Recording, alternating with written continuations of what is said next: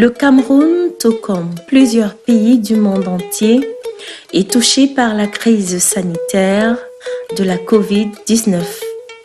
Pour répondre à la menace et contenir la propagation de cette maladie qui est passée à l'étape de la contamination communautaire, le gouvernement de la République du Cameroun a institué le 17 mars 2020 une série de mesures restrictives. Sur très haute instruction du chef de l'État, son Excellence Paul Biya, une concertation interministérielle s'est tenue ce mardi 17 mars 2020 à l'effet de faire le point sur la situation et d'identifier les actions appropriées à mettre en œuvre. Au terme de cette rencontre, le président de la République a instruit les mesures suivantes. À compter du mercredi 18 mars 2020 et jusqu'à nouvel ordre.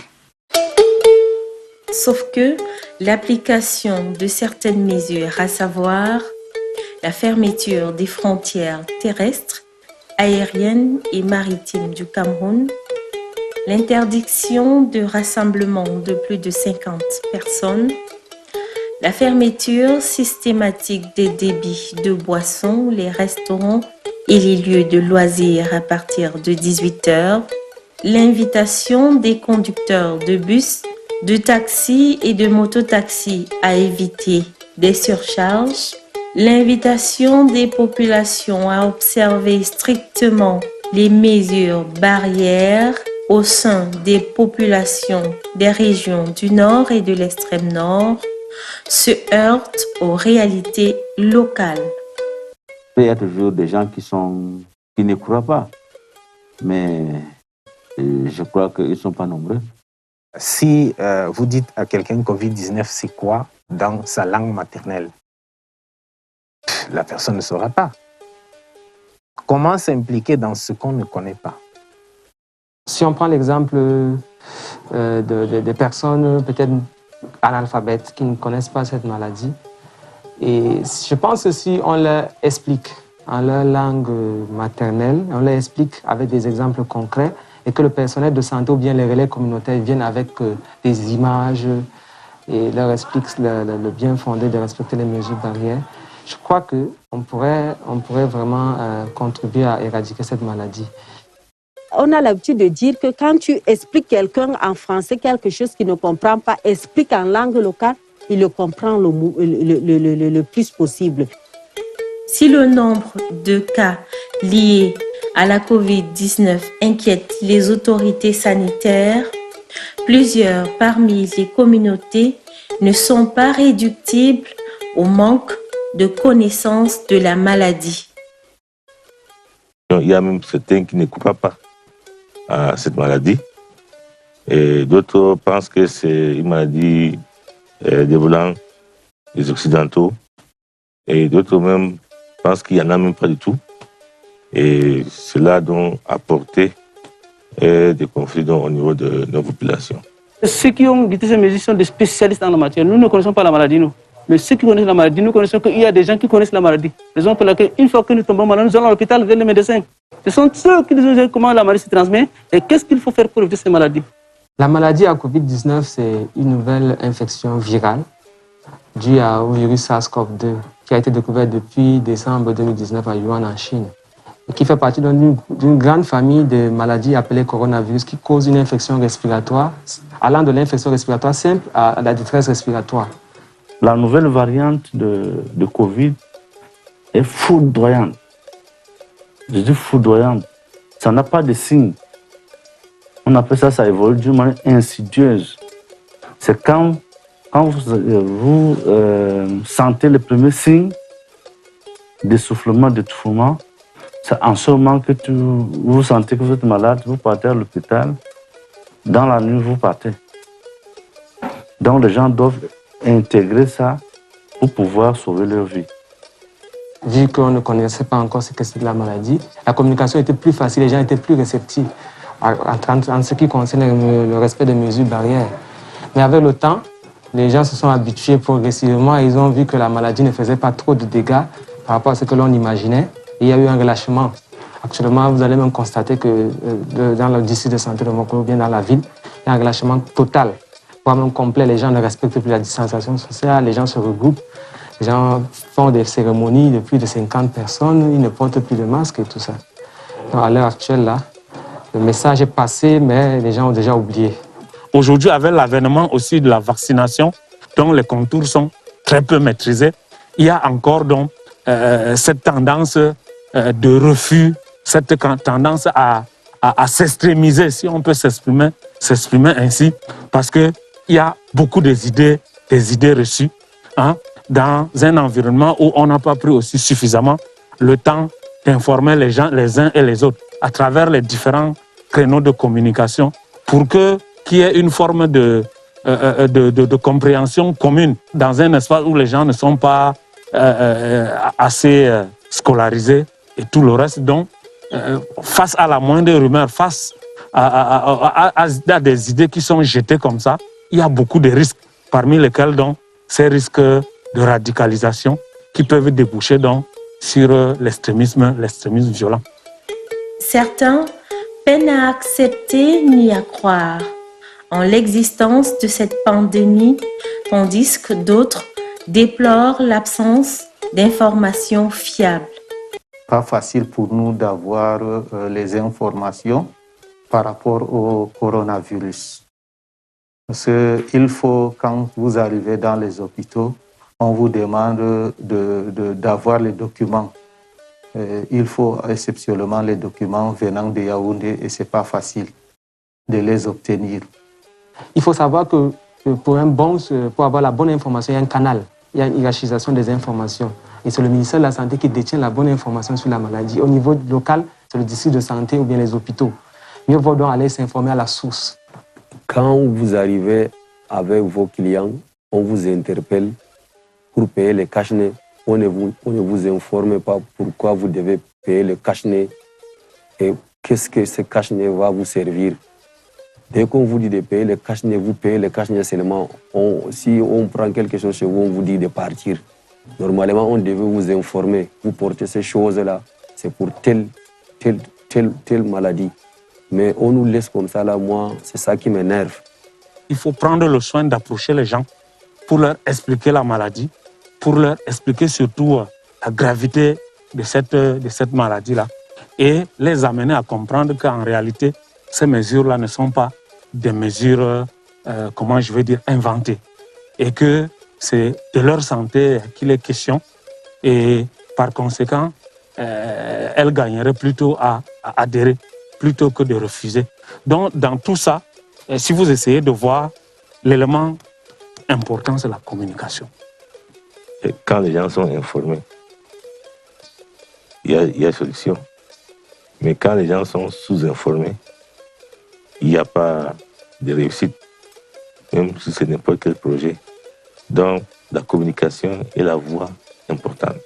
Les agitateurs sur les réseaux sociaux qui nous laissent tranquilles. Sinon, rien à faire là, qui viennent au village qu'on cultive ensemble. Parce que ça sert à rien de désinformer nos gens, que nous mourrons. Plus encore, jugée limitée par les uns et les autres, la stratégie de communication ne parvient pas à toucher les populations à la base. Car, faute d'avoir la bonne information et les connaissances nécessaires, les communautés captent les rumeurs et les informations hétérogènes, erronées, qu'elles ne peuvent vérifier ou trier.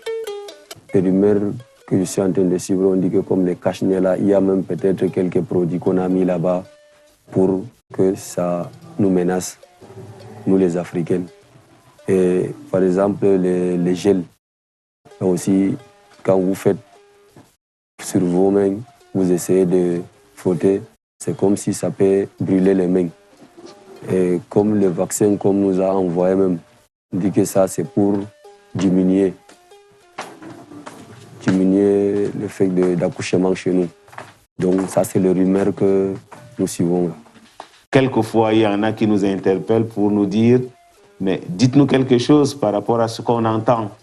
J'ai lu sur WhatsApp telle information, que le Covid était une fabrication une préparation lointaine et que le déclenchement a seulement eu lieu à une certaine période. Donc, tout cela, la parole que nous leur adressions, c'est en attendant de voir clair sur l'origine de la maladie, prenons acte de l'existence de la maladie. C'est les réseaux sociaux, parce que l'État peut demander de faire ceci, cela. Le gouvernement ou bien le ministère de la Santé peut envoyer des messages, faites ceci, faites cela. Et les autres aussi envoient le contre. Durement touché par la crise sécuritaire, l'avènement de la crise sanitaire de la COVID-19 et la non-collaboration de certains acteurs ont créé des frustrations diverses au sein des communautés de ces régions, que ce soit sur le plan religieux, culturel, social et économique. Il y a fidèles et fidèles, parce que la foi, c'est la foi en soi. Et nous, quand même, quand on annonce, comme on nous a recommandé, la séance tenante, on voit, c'est respecté. On ne connaît pas après la séparation.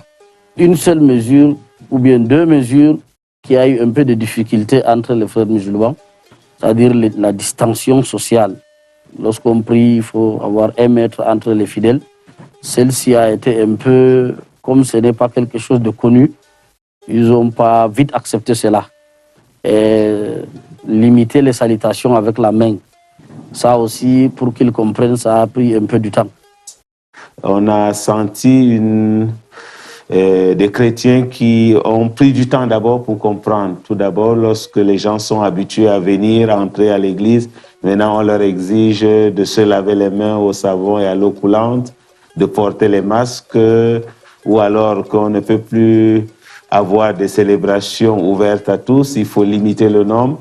Donc au début, ça a été très difficile pour les communautés, pour les chrétiens, d'accepter ces mesures barrières. Lorsque je suis allé placer ces scotch-là sur le tapis, il y en a qui murmuraient qu'on nous a achetés pour faire cela. Donc, ceux qui commencent déjà à penser tel de leur imam peuvent croire que nous avons dévié. Alors s'il y a un autre qui vient d'aller récupérer, à coup sûr ils vont aller. Le virus et les mesures restrictives affectent plusieurs secteurs d'activité. L'impact du coronavirus a touché l'économie locale qui a pris un coup. Les agriculteurs, les éleveurs, les mototaximens et les petits commerçants ont vu leurs revenus plonger. Une chute de recettes est même ressentie au niveau des communes.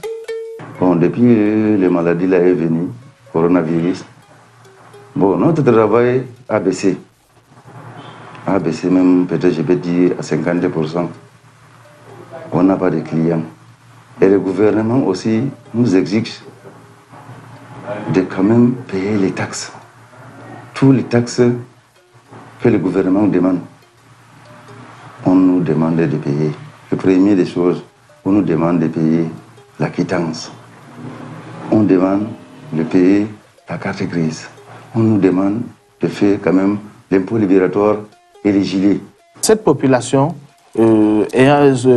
étant donc consciente de la situation de Covid, du danger que le Covid représente, n'est-ce pas, au sein de nous, elle également, compte tenu des mesures que nous avons prises, elle était plus réticente à contribuer à l'assiette fiscale. Et le gouvernement, par la suite, a pris des mesures d'allègement, en nous indiquant, n'est-ce pas, les impôts à surseoir. Quand quelqu'un veut quitter le village pour venir dans le marché, il faut le mettre le cache-nez. Il y a des vieilles mamans qui disent que non, eux, ils ne peuvent pas supporter. Des fois, ils font les demi-tours. Avant, la ville de Mopolo n'était pas comme ça. Maintenant, vraiment, ça ne donne plus parce qu'il y a le Covid-19. Il y a aussi le Boko Haram qui nous dérange. Jusqu'à aujourd'hui, la ville, ça ne donne pas le marché, ça ne donne pas. Les activités de mototaxi, en réalité, dans la commune d'arrondissement de Mara-Premier, nous, on ne les dérange pas trop. Nous ne les dérangeons pas trop. L'État, d'abord, a voulu être à leur côté. L'État a voulu les aider en diminuant de moitié l'impôt que les taxis-motos devraient payer. Ils payaient par an 12 000. L'État a demandé qu'ils payent 6 000. Si on ne paie pas les taxes, ça veut dire qu'on va seulement fermer le ministère des Finances.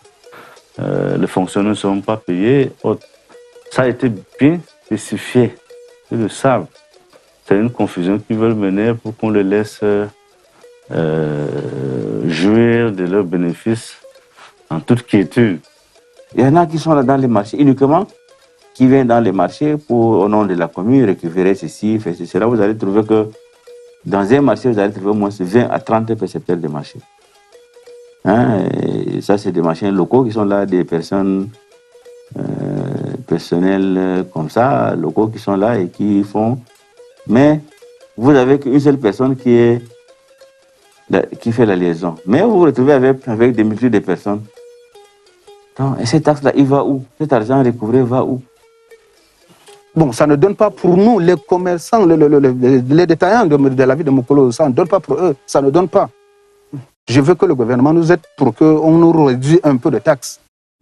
On nous réduit un peu de taxes. Dernièrement, si on est allé aux impôts, on nous dit qu'il y a une taxe là qui a augmenté. On a dit au chef-centre des impôts, le nouveau actuel-ci. On lui dit qu'au contraire, on réduit, ou bien au contraire, on augmente. Il nous dit qu'il y a une taxe comité de développement rural, 7500 qui a augmenté sur votre taxe.